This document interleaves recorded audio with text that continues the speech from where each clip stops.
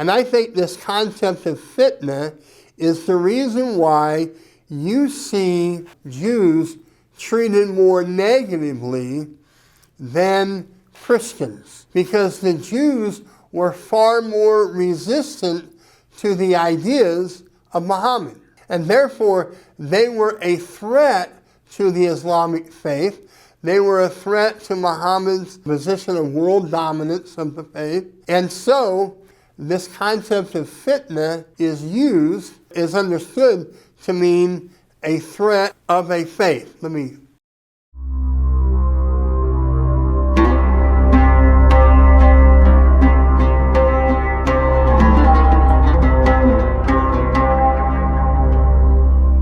I'm going to talk about the Quran's concept of fitna. Now you may have not heard of that concept, but I'll explain it there. And its implication for the Jewish people. And before I delve into that, I think it's important to understand the concept of worldview. And a worldview is sort of the collection of attitudes and ideas and stories and even expectations about the world around us. It informs our thoughts and the actions. Think of a worldview as a pair of glasses. This is the lens you look through of the world. And we all have a worldview. There are certain commitments that we are committed to.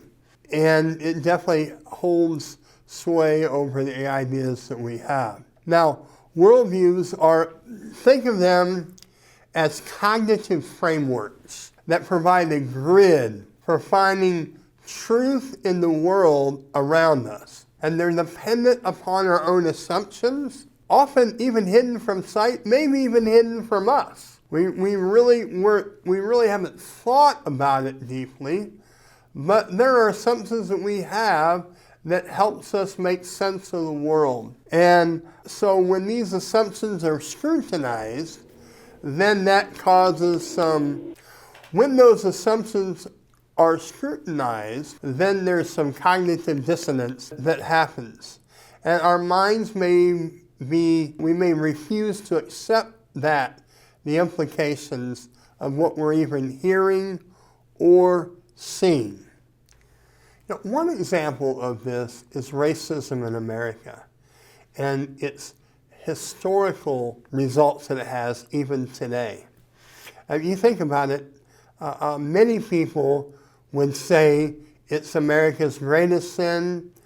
Many others would say it's America's second greatest sin. They would see abortion as America's greatest sin.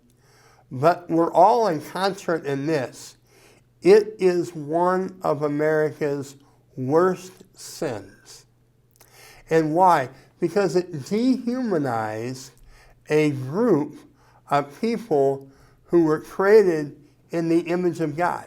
And they were absolute brutal acts, not just isolated acts, but ongoing brutal acts. Why? Because they were dehumanized and they were treated like that, like something less than human, or not quite fully human.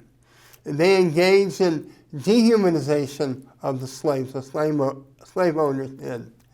And this, what it did was it served to justify the treatment and exploitation of slaves. And it contributed to the perpetual negative attitudes that still exist today regarding African Americans. So those things that happened 200-300 years ago are still wreaking havoc today in our current and having influence now.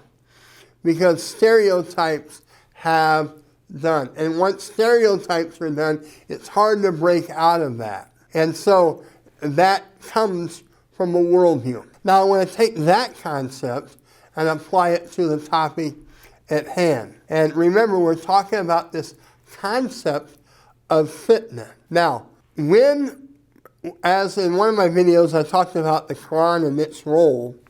Remember that the Quran was revealed over a period of 23 years. And really what happened there, what I argued, is Muhammad's theology developed over those 23 years. Now I will argue that Muhammad's attitudes towards the Jews changed over those same 23 years. And the reason is this concept of fitna that I'm going to talk about. Now, it's the concept of fitna that really helps us understand the transformation. Muhammad went to Mecca to Medina. Mecca, about 120 people, very small group of people, went from that to Medina, where it became a worldwide movement, particularly after Muhammad died. And I think a lot of impact was done as a result of this concept of fitna. Now, the word fitna means trial, persecution, temptation. It comes from the word Fatima, which means to tempt, to seduce. And so what that means is that there are things that can pull you away from the faith of Islam, and that's the presence of unbelievers. So this concept is very important to understand this debate here. And so fitna laid the ground for jihad.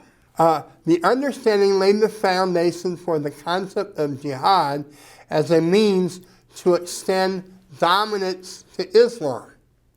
So unbelievers were a threat, because unbelievers, you couldn't allow conversions of people to, let's say, Christianity, because that would harm Islam. So this concept of fitna saw eventually unbelievers as a threat.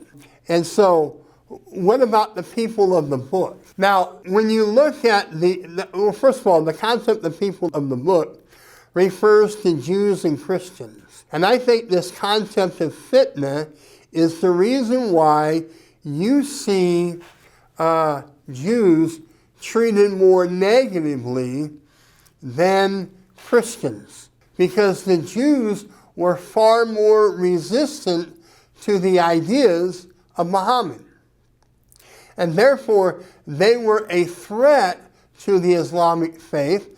They were a threat to Muhammad's position of world dominance of the faith. And so, this concept of fitna is understood to mean a threat of a faith. The Jews and the Christians, the people of the book, were not initially on the focus of Muhammad's attention. However, in Medina, both Jews and Christianity were forcefully identified as a form of association and of polytheism. This led to them being subjected to anti-fitna verses and the doctrine of subjugation under jihad. And you see that taking place there. And fitna eventually leads to dehumanization.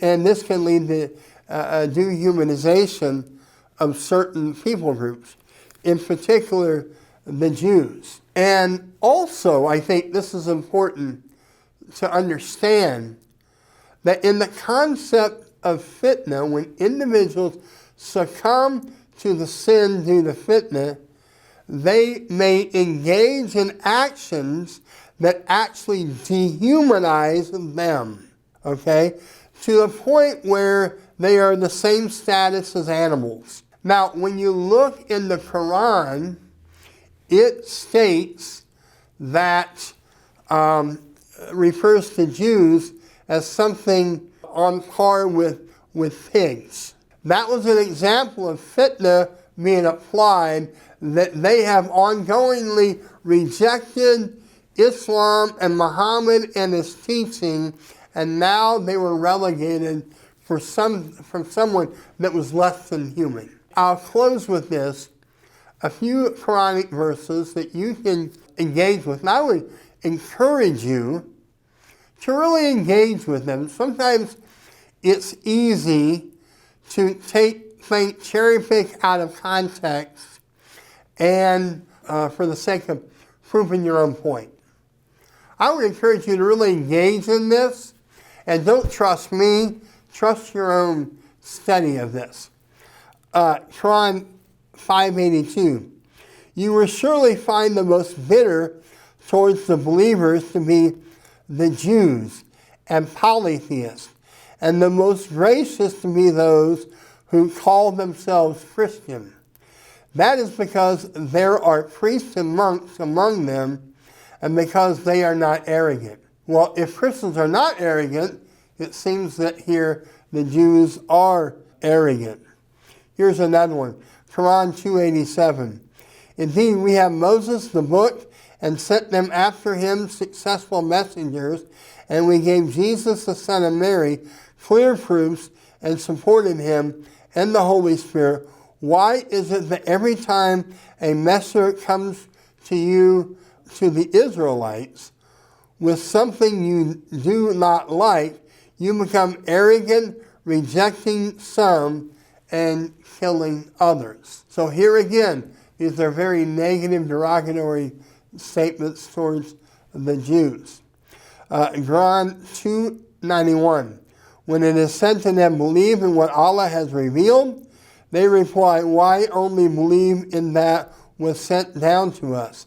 And they deny what came afterwards. Though it was the truth confirming their own scriptures, ask them, O Prophet, why do you kill Allah's prophets before you are truly believers? And I can go on, but I think I'll just list the other scriptures that you can look for yourself. Quran 3, 112. Quran 3, 181. Quran 3, 570. Quran 2, 65. And Quran 560. And that'll give you some good homework, let's say. So I hope this was helpful. And the concept of fitna was probably not, you probably weren't aware of it, but I hope when it's done, it's given you some food for thought and some room to do further research. Thank you.